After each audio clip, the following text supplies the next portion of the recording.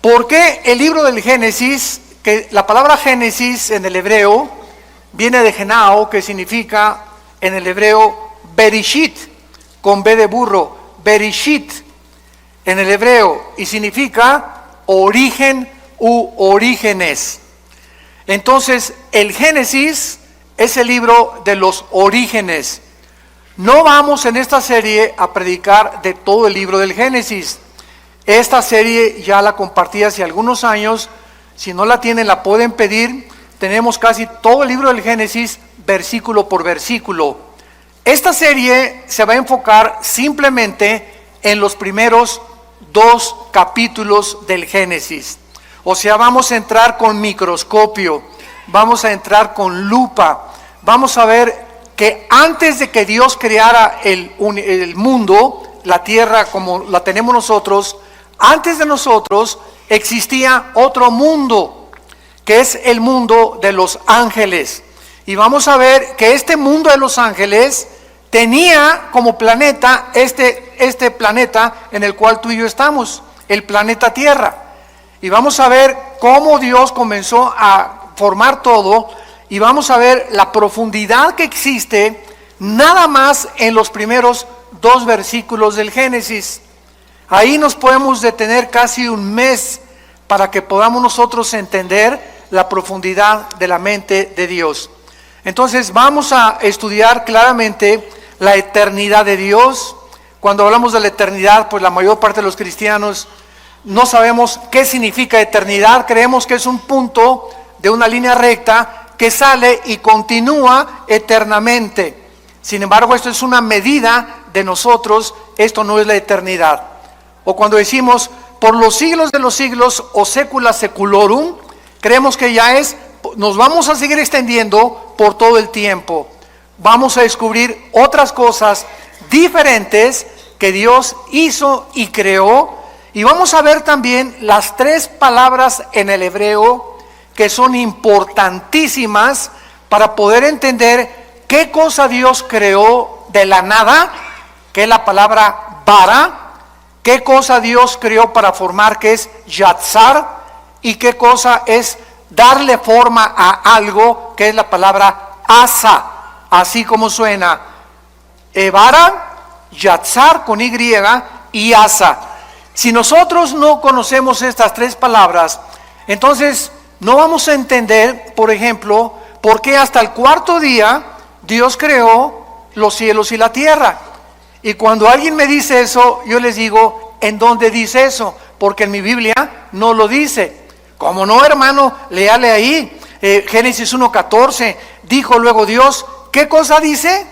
No dice Dios creó, dijo luego Dios, haya lumbreras. Y esta palabra haya es la misma palabra hebrea, haya, que significa hacer o que se ponga algo en movimiento.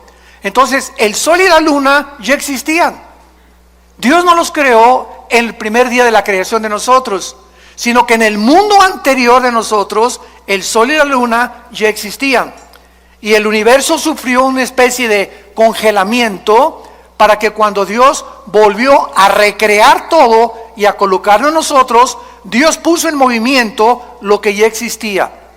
Entonces, todas estas cosas escondidas y todas estas cosas maravillosas de la Biblia, las vamos a ir, por favor, estudiando, analizando, investigando con lupa, con microscopio, porque es ya tiempo que la iglesia de Dios pueda salir de la leche y ya podamos comenzar a comer algo mucho más sólido, que es la palabra de Dios. Ahora bien, para esto es muy importante que recordemos algo.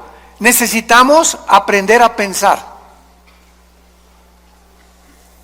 Todos se quedan ahorita así. ¿Qué querrá decir con que yo necesito pensar? ¿Que acaso soy un mono o un simio? ¿No pienso o no razono? Bueno, cuando estoy diciendo necesitamos aprender a pensar, el pensamiento dentro de la filosofía griega o dentro de Sócrates, Platón, Demóstenes, etcétera, etcétera, significa no solamente pensar en algo, sino meditarlo, comerlo, asimilarlo hasta que tú lo entiendas.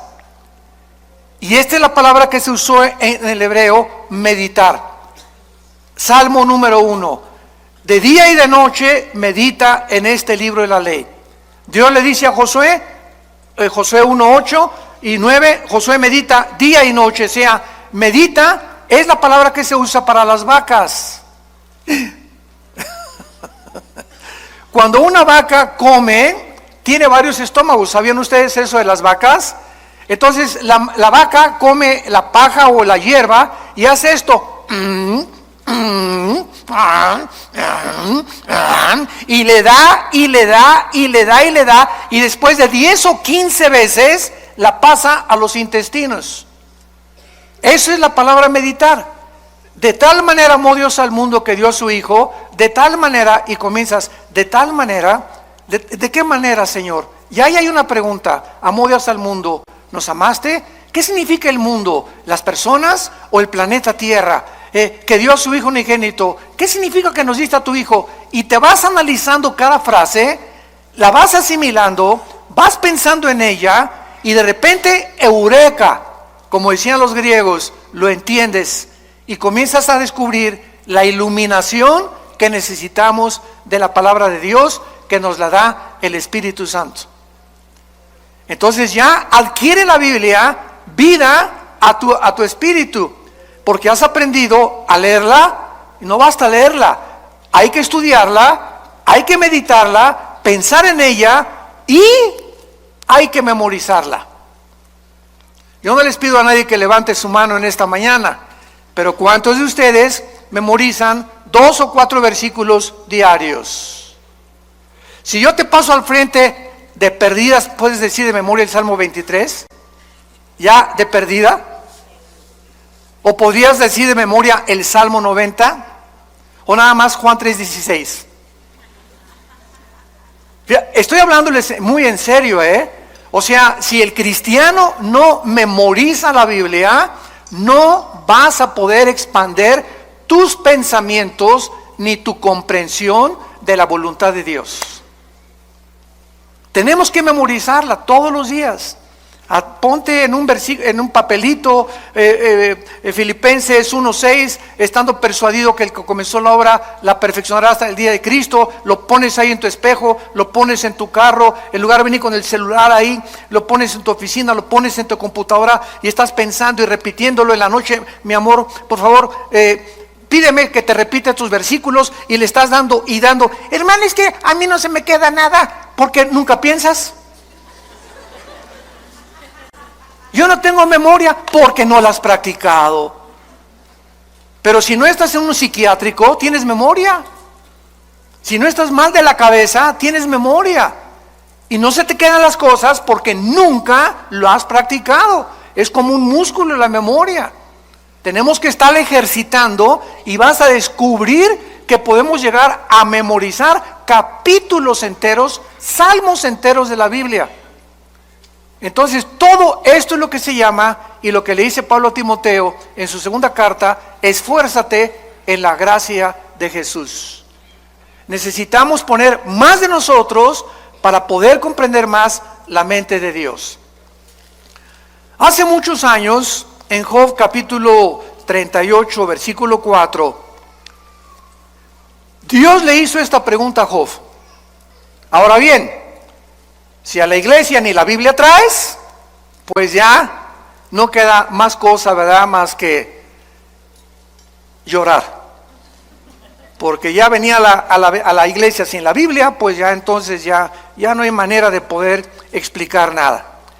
Job 38:4. Dios le hizo esta pregunta a Job hace muchos años. ¿Dónde estabas tú cuando yo fundaba la tierra? Házmelo saber si tienes inteligencia. En otras palabras, esta pregunta nadie la ha podido contestar. En el afán de poder nosotros, los seres humanos, tratar de descubrir el origen del universo, o cómo el hombre fue puesto por primera vez, qué fue primero, el hombre o la mujer, fue realmente una primer pareja la que comenzó en el planeta Tierra. Y además, ¿hacia dónde se dirige el universo y nuestra vida, en este afán de descubrir las cosas, ¿qué hemos hecho? Muy bien, hemos utilizado dos medios. La ciencia, la palabra ciencia significa conocimiento humano, cuando es la ciencia secular. Entonces, a través de la ciencia, los científicos han inventado, han hipotetizado, han especulado, han filosofado, tratando de cómo comenzó todo e inventaron una teoría. Por eso se llama teoría.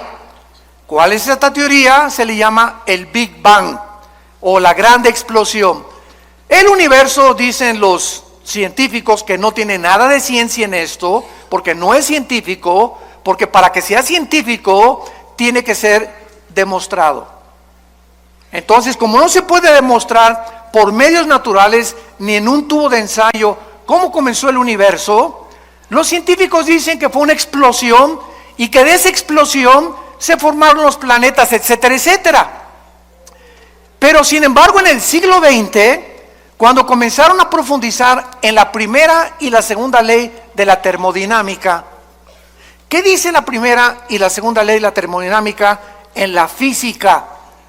Que nada se crea ni se destruye y que todo está sufriendo un deterioro, una descomposición, todo se echa a perder. El carro le tienes que cambiar el aceite, tenemos que pintar los edificios, yo tengo que estar tomando vitaminas, haciendo ejercicio, nuestro cuerpo celularmente se está muriendo, el universo entero está sufriendo un desgaste. El Sol pierde millones de toneladas masa cada segundo. Las galaxias se están cada vez expandiendo y alejándose más y más y más unas de otras.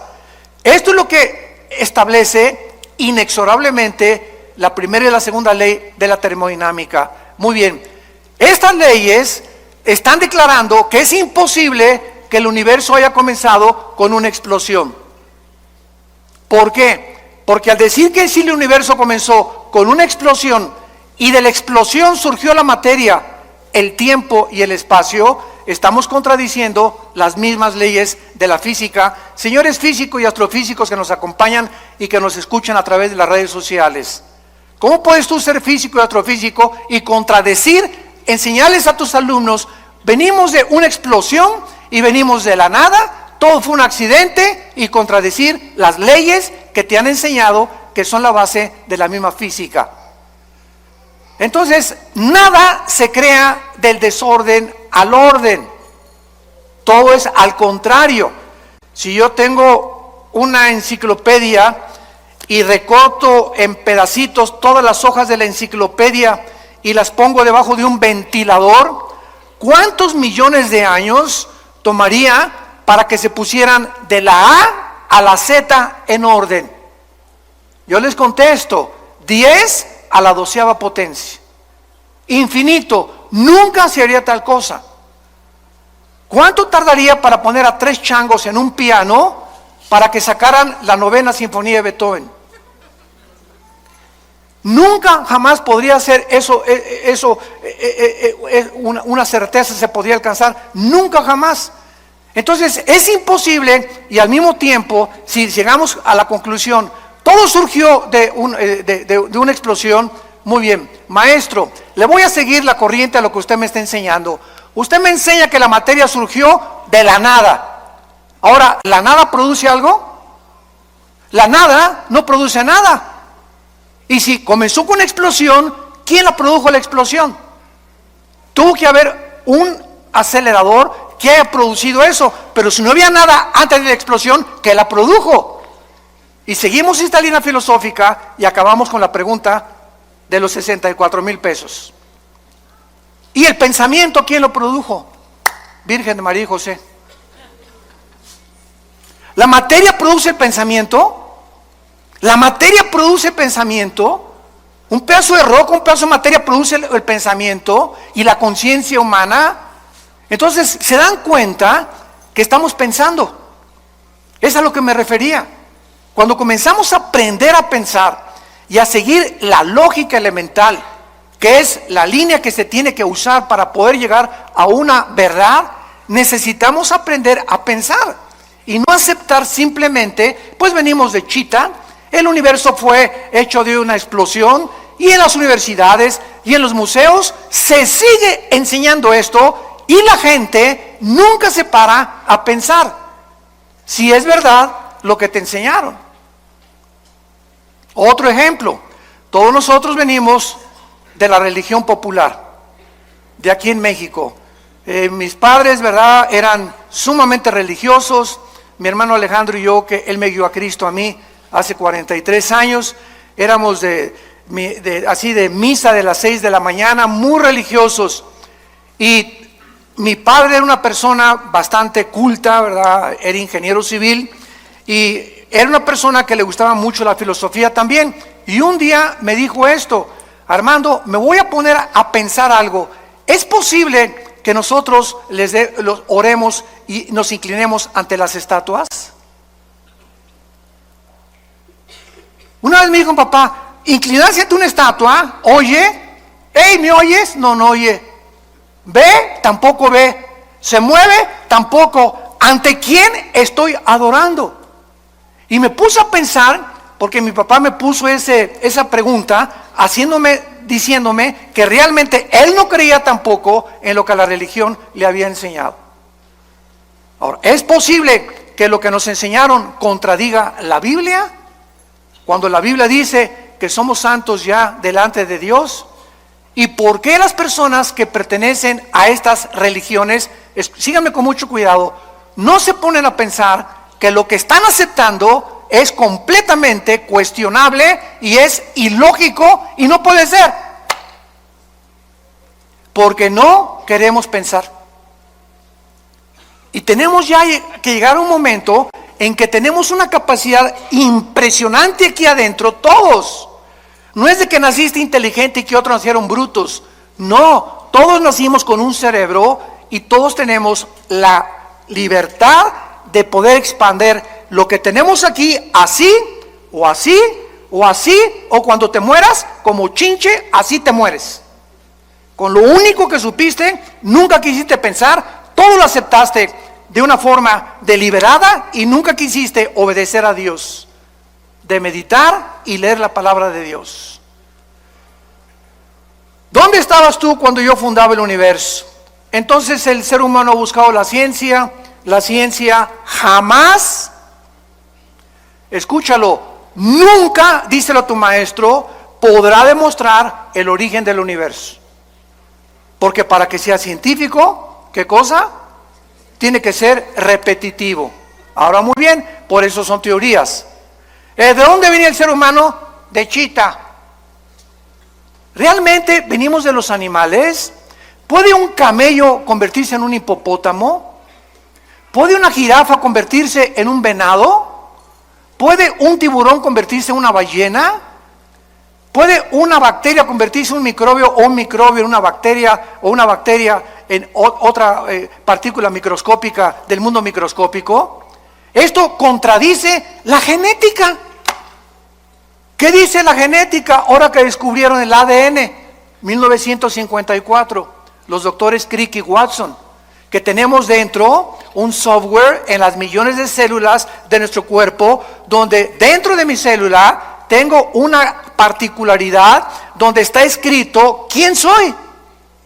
Esto está tremendo. Dentro de nuestro cuerpo, en cada una de tus células, está escrito quién eres, cuántos años vas a vivir, qué color de ojos tienes, qué color de tu piel es, el color de tu cabello, la altura, la mancha de tu abuelita, las orejas de papalote de tu abuelo, el carácter emocional berrinchudo de tu mamá, etcétera, etcétera. Todo eso está concentrado en el ADN, en el ácido desoxirribonucleico, ADN, dentro de nuestra célula.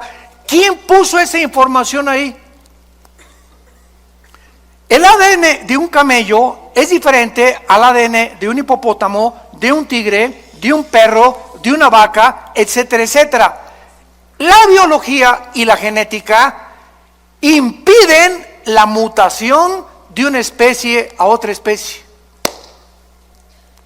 ¿De dónde inventan que venimos de los animales? Nunca se han puesto a pensar. Ya la biología, las leyes de la ciencia, de la física, contradicen la teoría de la evolución que te enseñan en la universidad. ¿Y por qué te la siguen enseñando? ¿Por qué esos maestros que te la enseñan no quieren pensar? ¿Y por qué no quieren pensar? Porque les falta honestidad intelectual.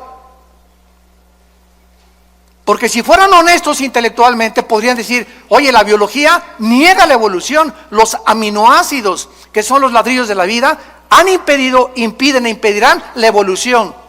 La física impide la evolución. ¿Por qué? Porque no venimos de menos a más, vamos de más a menos.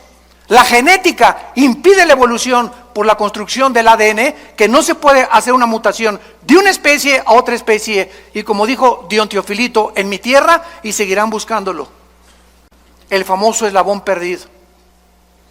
Entonces, cuando tu maestro se vuelva a levantar en la universidad y te diga, venimos de los animales, y Darwin realmente no se ha equivocado en su libro El origen de las especies, levántate y dile a tu maestro, deme usted una muestra de una mutación de una especie a otra especie, y voy a creer que venimos de chita. Pero se sigue enseñando. ¿Por qué se sigue enseñando? Porque no quieren pensar y porque saben que si se ponen a pensar van a acabar en la Biblia.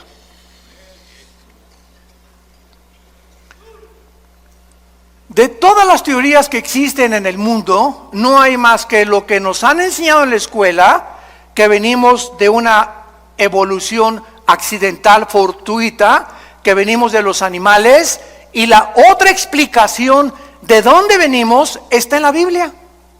No está en el Corán, ni en los Vedas, ni en el Tripitaka de los Budas, ni Mahatma Gandhi, ni de Confucio, en ningún otro libro sagrado, ningún otro libro de los billones de literatura que existen nos dicen de dónde venimos y quiénes somos más que la Biblia. Ahora, ¿de veras dice eso la Biblia? Es lo que vamos a ver. Y no solamente lo dice, sino que lo comprueba. Y conforme el mundo pasa y la ciencia evoluciona, la ciencia dice, y la Biblia tenía razón. Durante siglos se preguntó por qué José no se metía con María para que naciera Jesús. Se aceptó y la iglesia romana dijo, es un dogma de fe. Tienes que creer que Jesús no se metió con María porque es un dogma de fe, sin dar ninguna explicación. Sin embargo, en 1954, lo compartimos en el desayuno ayer, se descubre el ADN y se descubre que el ser humano está dividido en dos, hombres y mujeres, macho camacho y las reinas de la casa. Más nos vale. Ok, ¿qué determina que tú hayas nacido hombre? ¿Y qué determina que tú hayas nacido mujer? ¿Sabes qué determina que seamos hombres y que tú hayas nacido mujer? Nuestros cromosomas. Los cromosomas de la mujer son XX. El hombre tiene XY. El cromosoma Y no lo tiene la mujer, lo tiene el varón. En otras palabras, cuando mi papá se juntó con mi mamá, el cromosoma Y de mi papá ovuló el cromosoma X de mi mamá y nací macho camacho. Y si tú eres mujer, cuando tu papá tuvo relaciones con tu mamá, el cromosoma X del varón ovuló el cromosoma X de tu mamá y naciste mujer. Y hemos llegado a un siglo, el siglo XXI, donde se está discutiendo el género, con la famosa biología del transgénero. Y decirles que si un niño se quiere vestir de mujer, que lo dejen. Y si una niña se quiere jugar a los soldados, que la dejen y que se vista de soldado. Cuando la misma biología es la que determina, cerremos ya la Biblia, la biología determina quiénes somos. Entonces, si tú hazte un examen de sangre y tienes la Y, eres hombre. Nadie te va a cambiar y es imposible que te cambien tu masculinidad. Así te hizo Dios, así acéptalo. Y si tienes los dos X, eres mujer.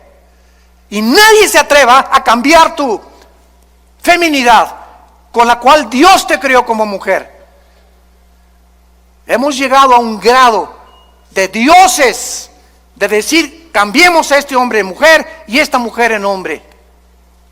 Y llegar al grado que es el síntoma más grande de descomposición social, de poder llegar hasta el matrimonio, hombres con hombres, mujeres con mujeres.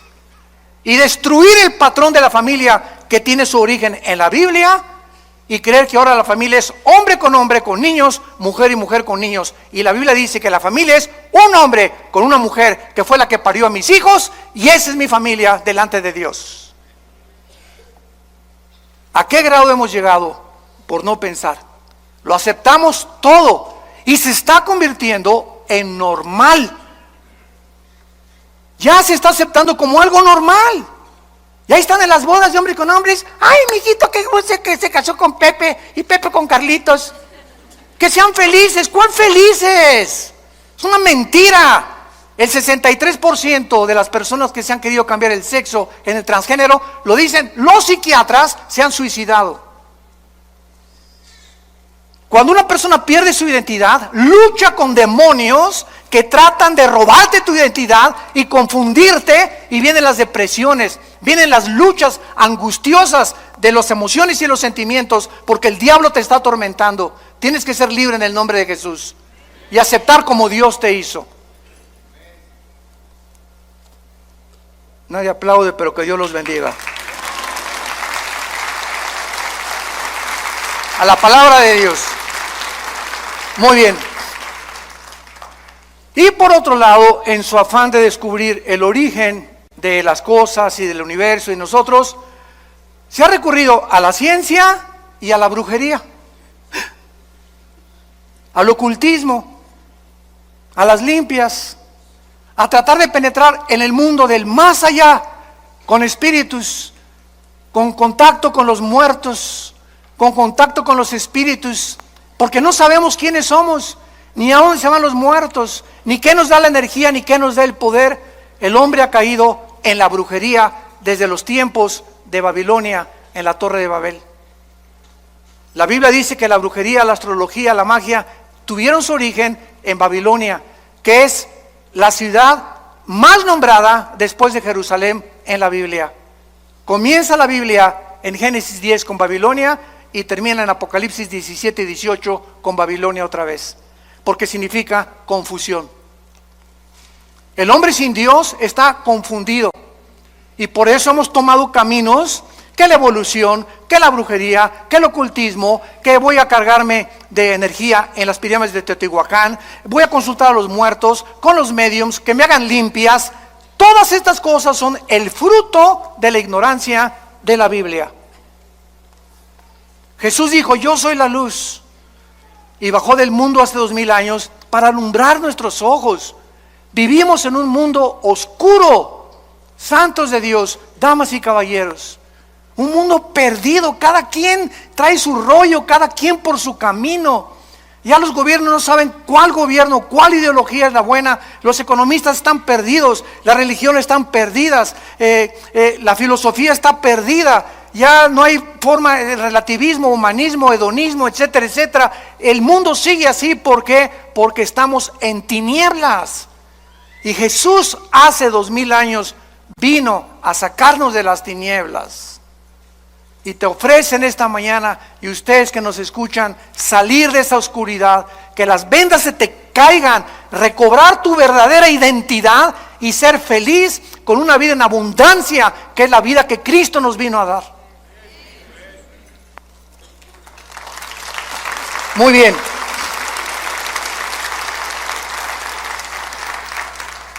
Ahora veamos nosotros, por ejemplo, en el libro de Tito, en la Biblia, que desde el principio Dios hizo una promesa desde que Él creó a entidades espirituales que no todos se llaman ángeles. Vamos a comenzar a aclarar términos.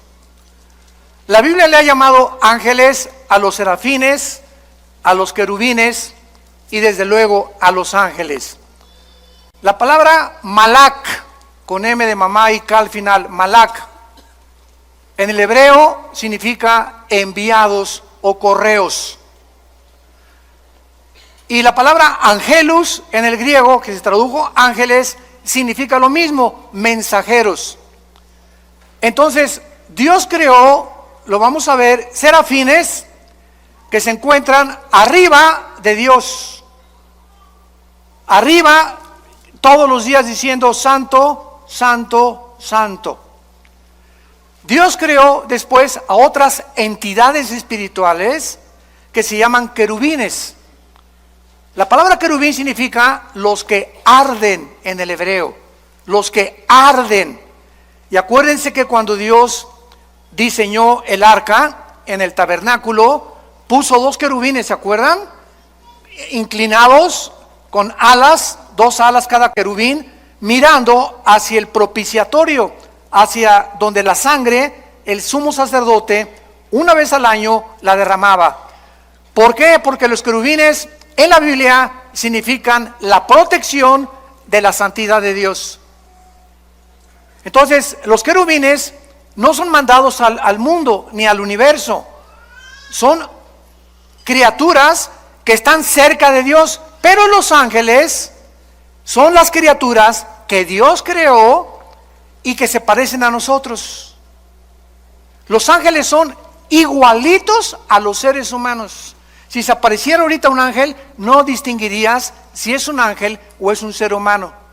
Dice Hebreos 13:4 que muchas veces hemos hospedado gente que no nos hemos dado cuenta que son ángeles. Aun cuando en su verdadera esencia los ángeles son altos, ¿verdad?, luminosos y fortísimos. Uno solo mató en el Antiguo Testamento a más de 3,000 filisteos. Entonces, los ángeles son los mensajeros de Dios. Las criaturas que Dios ha enviado desde donde Él habita hacia el mundo donde tú y yo vivimos. Y los ángeles, dice Hebreos capítulo 1, nos sirven a nosotros para cuidarnos. Salmo 90 también, a sus ángeles mandará ante ti que tu pie no tropiece en piedra. Y son luminares que nos guardan y nos han guardado muchas veces de muchos accidentes y de muchas cosas que nos pudieron haber sucedido de no haber sido por su intervención invisible. Entonces, esto es muy importante entenderlo. Los querubines no son ángeles, los serafines no son ángeles, los ángeles son los mensajeros, los que han venido al mundo a cuidarnos y a observarnos las 24 horas.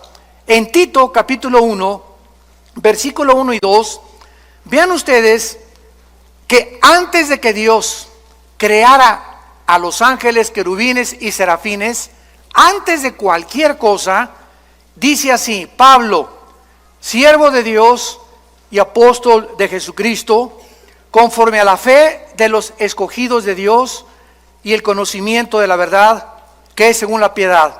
Escucha, en la esperanza de la vida eterna, la cual Dios, que no miente, prometió desde antes de ¿cuándo?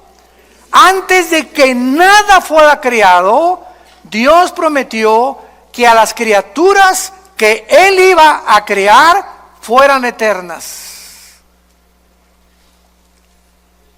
Y todas las criaturas que Dios ha creado somos eternas. Tanto los ángeles caídos que van a ser condenados serán condenados. Nosotros viviremos eternamente. Entonces es lo que se llama la vida eterna, que es la vida con Dios. Dios diseñó, planeó que todo lo que existiera fuera eterno porque Él es eterno. Entonces Dios le plació en su sabiduría crear la eternidad para que nosotros pudiéramos vivir en ella.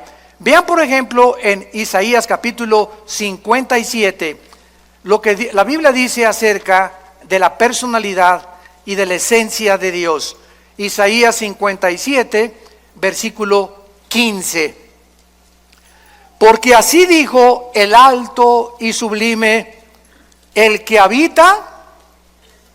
¿Dónde habita Dios? ahorita explicamos qué es la eternidad. Ahí vamos a entrar ya. El que habita la eternidad y cuyo nombre es el Santo. Yo habito en la altura y la santidad con el quebrantado y humilde de espíritu, para hacer vivir el espíritu de los humildes y vivificar el corazón de los quebrantados. Ahora sí, pongan mucha atención.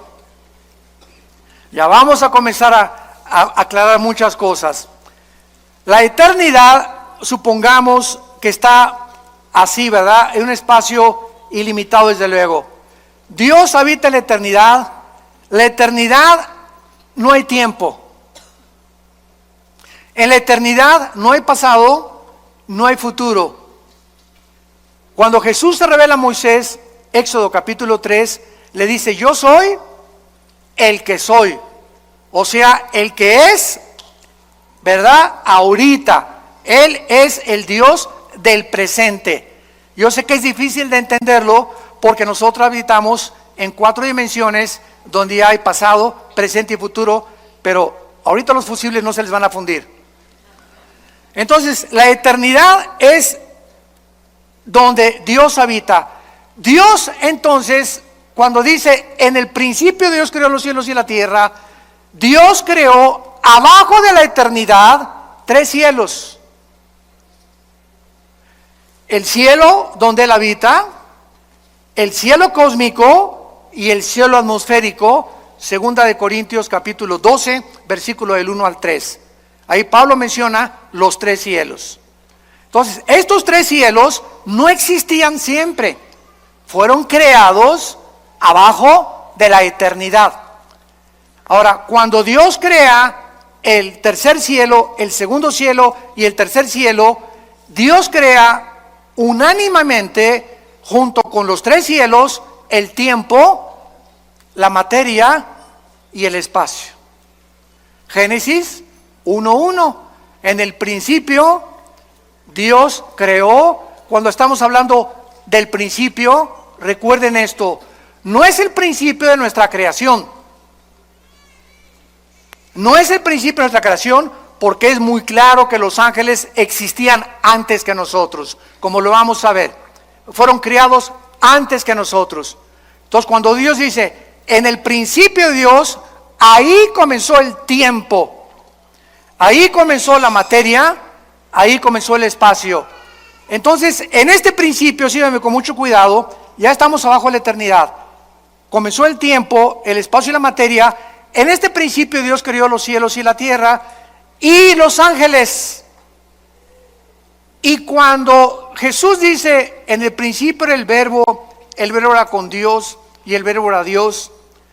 Y primera de Juan 1 dice, lo que era desde el principio, lo que nuestras manos palparon y vieron tocante al verbo de vida, porque la vida fue manifestada.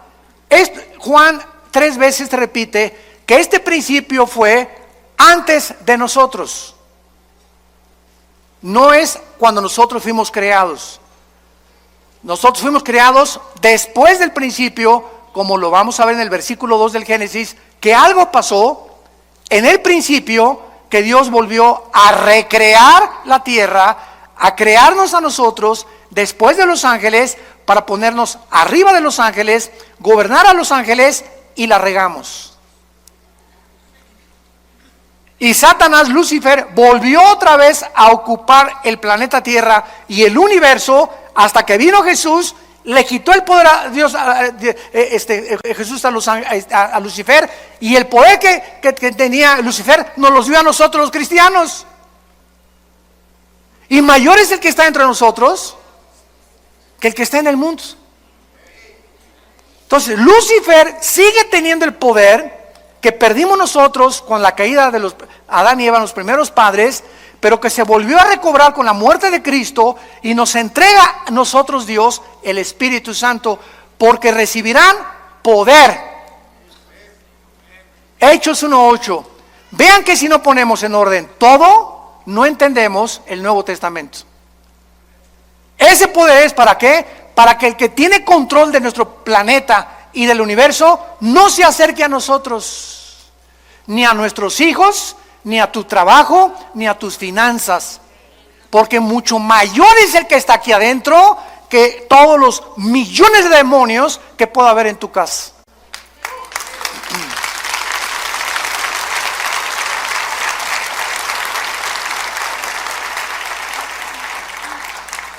Ya, por favor, no digan, pastor, ¿puede venir a mi casa a echar el chamuco fuera? Pastor, oigo ruidos en mi casa, tengo mucho miedo, ¿puede venir a orar por nosotros a la casa?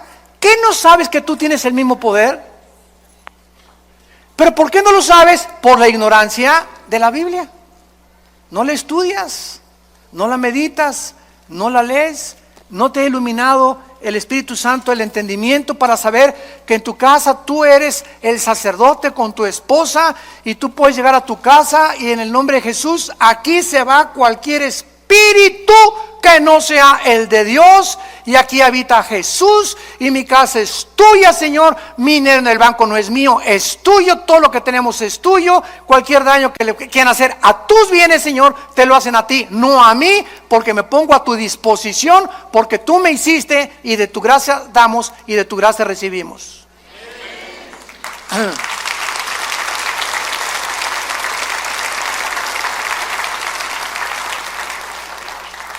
Dios pues diseña que nosotros entremos a la eternidad. Entonces cuando Jesús dice en Juan 17:3, esta es la vida eterna, Él define la eternidad. ¿Qué es la vida eterna? Jesús nos lo explicó, conocer a Dios. Esta es la vida eterna, que te conozcan. Dice que te convertiste, ¿cuánto has conocido de Dios? ¿Cuánto sabes de su poder? ¿Cuánto sabes del propósito que tiene para tu vida? ¿Por qué vives con estrés todavía, con angustias, con desconfianza, con incredulidad? Ay, subió el peso y cayó el petróleo, hermano, ¿qué voy a hacer? Y si mi esposo se muere y no me da el seguro social, ¿qué voy a hacer? Entonces, ¿tu esperanza era tu esposo? ¿El petróleo? ¿El peso? Dios nos está viendo. Y dice Primera de Pedro que somos sostenidos por la fe mediante el poder de Dios. Entonces, cuando tú crees, activas el poder de Dios.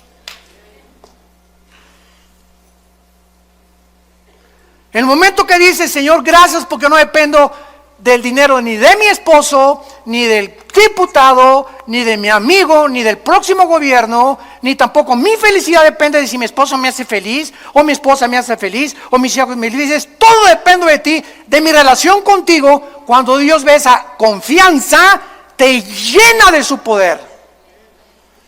Y tienes la capacidad de volverte más que vencedor. Porque sin fe es imposible agradar a Dios. ¿Me están siguiendo? Estamos pensando. Muy bien.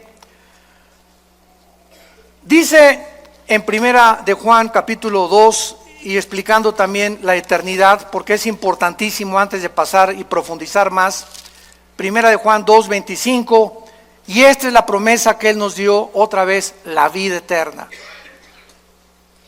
Cuando yo oigo que hay cristianos que dicen que la salvación se pierde, les digo, ¿ya pensaron lo que están diciendo? Es que hay 5 pasajes en el Nuevo Testamento que parece que se pierde la vida eterna. Parece contra 200 que te dicen que no se pierden. Y de esos pasajes que parece que se pierde la vida o que se pierde la salvación, son completamente mal interpretados. Lo han sacado fuera de contexto porque no los han estudiado a la luz de las demás partes de la Biblia. ¿Qué es la vida eterna o vida temporal? ¿Cuál es la diferencia? ¿No sabes cuál es la temporalidad? He venido para darles vida temporal. ¿Eso dice la Biblia? No, ¿verdad? Nos viene a dar vida eterna. O sea, cuando un cristiano recibe al Espíritu Santo, en ese momento, dice Efesios capítulo 2, en ese momento entramos a la eternidad. Ya somos eternos. Por eso no vamos a morir espiritualmente jamás ya. Vamos a morir físicamente, nos van a enterrar, pero vamos a seguir viviendo. Tu pariente que se murió la semana pasada, no digas que se murió, pasó a mejor vida. Él sigue viviendo, seguimos viviendo. Esta es la esperanza que Dios nos ha traído. Que esta vida no lo es todo. Vamos a seguir viviendo. Y tú lo tienes que creer. Y cuando tú lo crees, no hay nada que te pueda detener, porque para nosotros es ganancia la muerte. Entonces, esta eternidad entra a nuestra vida cuando recibimos a Cristo como nuestro Señor y Salvador. Ya estamos sentados, dice Efesios 2, con Cristo. Ya somos más que vencedores, Efesios 1:3. Ya hemos sido bendecidos con toda bendición espiritual. ¿Qué significa esto? Que ya no le puedo decir a una persona, Dios te bendiga. No hay ninguna parte del Nuevo Testamento donde diga, Dios te bendiga. Porque dice la Biblia en Efesios 1:3 que ya hemos sido bendecidos. Entonces yo le digo, que la gracia y la paz sea contigo. Lean todas las cartas de los apóstoles y jamás dicen que Dios los bendiga. ¿Por qué? Porque ya estamos bendecidos. En otras palabras, ¿tú crees que por decirme Dios me bendiga me va a bendecir? No, ¿verdad? Me va a bendecir si yo ando camino con Él, no porque tú me lo digas.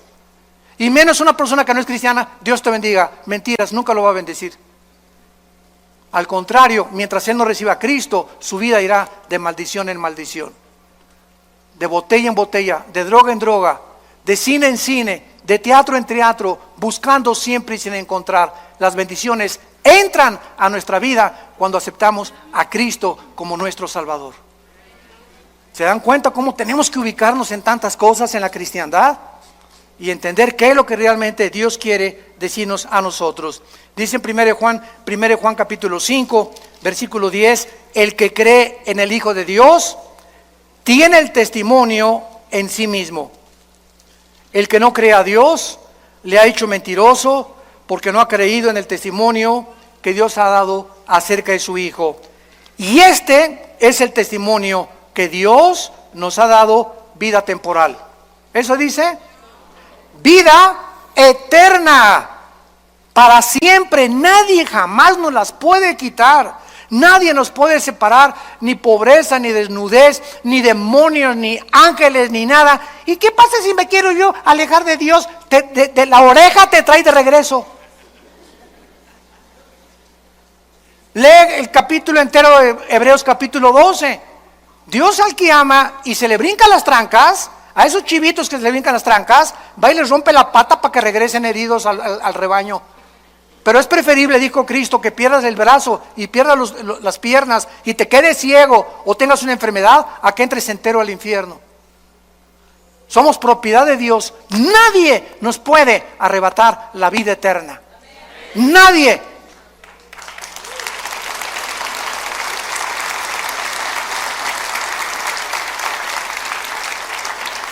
Dios nos ha dado vida eterna y esta vida está en su Hijo.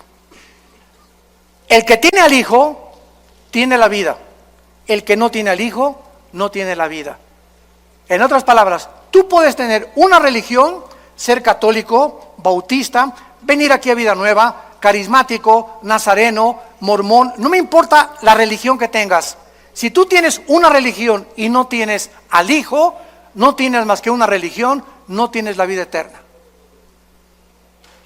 Para tener la vida eterna necesitamos que Jesús entre a nuestra vida.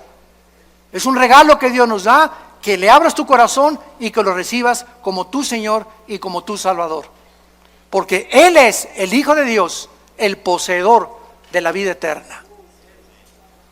Y finalmente, regresamos a Génesis capítulo 1 y vemos nosotros que al abrir la Biblia, el Espíritu de Dios, lo primero que hace al abrir la Biblia es llevarnos a las primeras palabras que Dios consideró, porque son las primeras palabras de Dios. Dios consideró que era lo primero que tenía que decirnos, que toda la creación tuvo un principio, en el principio. El universo no es eterno, hubo un principio. La ciencia, gracias a Dios, el siglo XX lo reconoció por la segunda ley de la termodinámica, que es imposible que el universo haya sido eterno. Tiene que haber tenido un principio, como la Biblia lo establece y como las leyes de la física lo confirman también.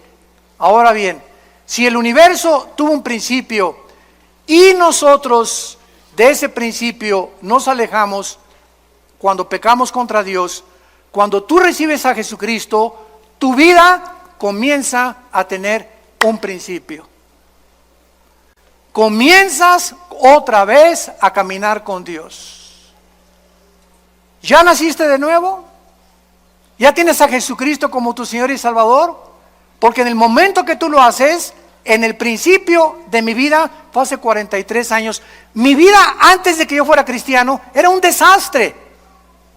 Pero cuando comencé con Cristo, comencé a caminar con Dios. Y a partir de ese momento, todas las bendiciones de Dios, el plan de Dios, la eternidad, lo comencé a comprender. Las vendas se nos caen de los ojos y comenzamos a ver la luz de Jesús. Ustedes son la luz, dijo Jesús, Mateo 5. Así alumbre vuestra luz delante de los hombres. Dios te quiere salvar para que vayas con tu familia que está en la oscuridad, en el paganismo, en la idolatría, en las religiones. Somos la luz del mundo a tus amigos, en tu bufete de abogados, en tu consultorio médico, en tu taller de carpintería, en tu escuela, en tu secundaria. ¡Alumbra! Levanta la voz. No seamos cobardes. Dios no nos ha dado un espíritu de cobardía, sino de poder. ¿Qué importa lo que el mundo diga de nosotros? Caminemos con la bandera de la verdad, de la santidad y de la justicia y alumbremos este mundo que sigue en tinieblas. Te damos gracias, Señor, por tu palabra. Gracias, Señor, por revelarnos las verdades del universo, de nuestro origen, de la importancia de entender y pensar claramente lo que tú nos has dejado como nuestra herencia. Gracias, Señor, porque eres tan maravilloso y tan grande y tan poderoso que queremos cada día conocerte más. Por lo cual pedimos que nuestro Dios y Padre de Jesucristo, el Padre de la gloria, les dé a cada uno de ustedes un espíritu de sabiduría, de revelación en el conocimiento de Jesús.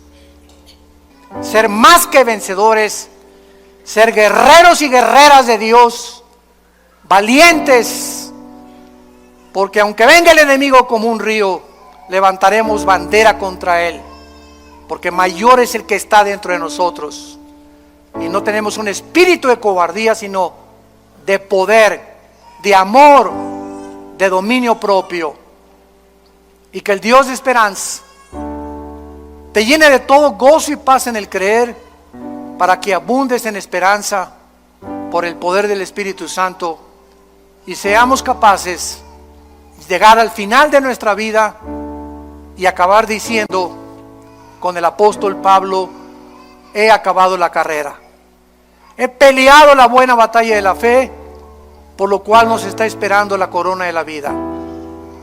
Y todos ustedes en esta mañana que no tienen a Cristo, que no estás seguro de que Jesús vive en tu vida, ahí desde tu lugar, ustedes que nos ven por las redes sociales, dile con todo tu corazón: Señor Jesús, te pido perdón por mis pecados.